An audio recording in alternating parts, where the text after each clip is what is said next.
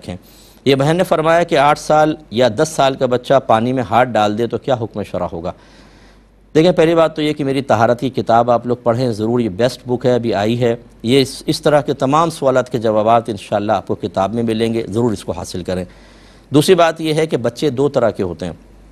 ایک ہوتا ہے وہ بچہ جو نیت کا اہل ہوتا ہے، یعنی اگر وہ نیت کرتا ہے تو شریعت اس کی نیت کا اعتبار کرتی ہے، اور ایک ہے جو نیت کا اہل نہیں ہوتا۔ اس میں تقسیم اس طرح ہوتی ہے کہ 7 سال یعنی 8ویں سال میں لگ جائے تو وہ 7 سال کا بچہ ہوتا ہے۔ 7 سال سے جو کم عمر کا بچہ ہوتا ہے یہ نیت کا اہل نہیں ہوتا، یعنی نابالغ ہے اور نیت کا اہل نہیں ہے۔ یہ اگر پانی میں ہاتھ ڈال دے چاہے بغیر نیت کے یا ثواب کی نیت سے، پانی مستعمل نہیں ہوتا ہے، وہ استعمال کے قابل رہے گا، اس سے وضو اور غسل کیا جا سکتا ہے۔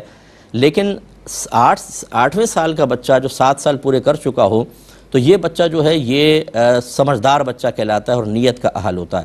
لہذا اگر یہ بغیر کسی نیت کے پانی میں ہاتھ ڈالے گا تب تو پانی مستعمل نہیں ہوگا، کیونکہ اس پر نجاست حکمیہ جب تک بالغ نہیں ہوتے نجاست حکمیہ نہیں آتی، یعنی اس کا بے وضو پن یا اس پہ جنابت تو ہے ہی نہیں، تو پانی بالکل صحیح رہے گا۔ لیکن اگر یہ بچہ ثواب کی نیت سے پانی میں ہاتھ ڈالے گا تو چونکہ یہ نیت کا اہل ہوتا ہے اس وجہ سے وہ پانی ضرور مستعمل ہو جائے گا، کیونکہ جب بھی ہم نیکی کے لیے پانی کو استعمال کرتے ہیں تو کم از کم ہمارے گناہ یہاں پر تو نہیں ہے، لیکن بہرحال اس کے فقہاء نے فرمایا جو ثواب کی نیت سے پانی استعمال کیا جائے وہ پانی مستعمل ہوتا ہے۔ تو 8 سال کا بچہ یا اس سے زیادہ عمر کا بچہ چونکہ نیت کا اہل ہے، اگر ثواب کی نیت سے ہاتھ ڈالے گا تو پانی مستعمل ہوگا۔